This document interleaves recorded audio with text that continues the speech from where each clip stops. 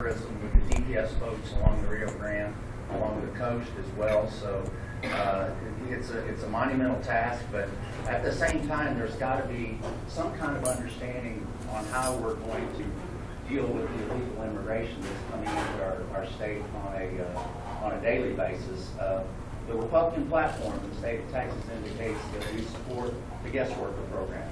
That some way that we've got to assimilate folks that are coming into our country and in different industries, whether it be the hospitality industry, the construction industry, and in industries where we have deficiencies in the workforce. We're not advocating for amnesty. We want to take these folks out of the shadows and put them in the workforce so they can pay taxes and become a part of our society in an organized fashion. I think the heated rhetoric that we've had towards the Hispanic community in this primary season just alienates folks for coming forward and being part of our party in future generations. And it will, I think, expedite losing control of the state unless we take a formal approach to dealing with an issue that has been problematic for the last 3 or 4 decades. So the Speaker has, like I've said, he has supported increased enforcement and border security, but he also believes that we need to have some kind of common sense approach to the issue of assimilating these people in our country without amnesty.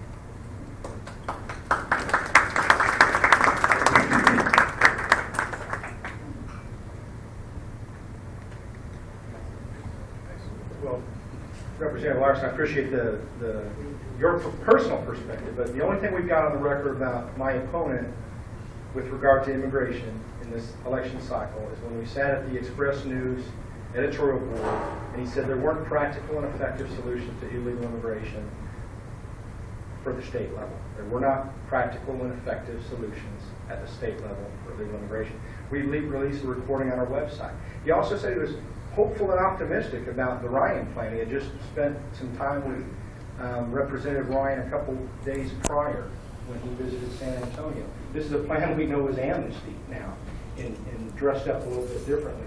So I don't know that Joe's for amnesty, and I certainly wouldn't characterize his position on that, but the fact of the matter is we don't know what his position is on that. With so many things, we don't know what his position is on that. Now, I certainly want to clear the air. I never said my opponent was a Democrat. I said, and I will continue to say, he's beholden to Democrats. When you are elected Speaker with 65 Democrats and 11 liberal Republicans, which is not a question, it's a fact, and then you have a supermajority of Republicans in the House, and then your leadership on redistricting causes us to lose Republican seats, I have some solid questions about where your heart lies. There is no doubt he's had that R by his name for many, many years, but he is not leading on issues that are important to Republican voters and are essential to the future of this state and essential to the residents of District 121.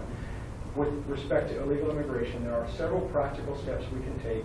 One is ending a lot of these magnets like in-state tuition subsidies for illegal immigrants.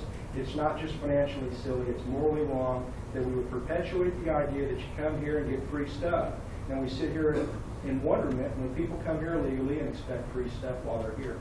I want to not only push legislative solutions at the state level where there are many things that can be done effectively, but I also want to be one to stand out there and have that conversation, to work towards a solution and not hide behind the nice weasel words that so many politicians use today, but stand up and lead and make sure we're going to make sure that we are not in a position where we are at risk of becoming a blue state because of electoral games that our federal government is trying to play, where we agree. The federal government has abdicated a responsibility.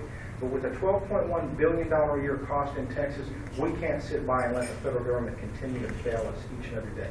Thank you.